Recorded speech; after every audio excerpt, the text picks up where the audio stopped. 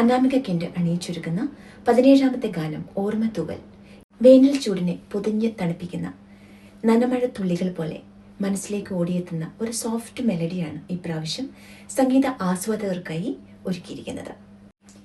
UK-യുടെ പ്രിയപ്പെട്ട ഗായകൻ റോയി സെബാസ്റ്റ്യനാണ് ഈ ഗാനത്തിന് സംഗീതം നൽകി ആലപിച്ചിരിക്കുന്നത്. ഭാവമധുരമായ ആലാപന രീതി കൊണ്ട് വളരെ ശ്രദ്ധേയനായ ഗായകനാണ് റോയി സെബാസ്റ്റ്യൻ.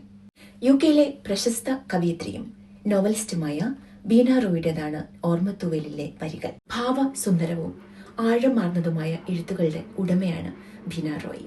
ക്രോക്കസിന്റെ നിയോഗങ്ങൾ, പെട്രോഗ്രാദ് പാടുന്നു എന്നീ 2 കവിതാ സമാഹാരങ്ങളും സമയദളങ്ങൾ, സാരമധു എന്നീ 2 നോവലുകളും വായനക്കാർക്കിടയിൽ വളരെ നല്ല അഭിപ്രായങ്ങൾ നേടിയിട്ടുണ്ട്.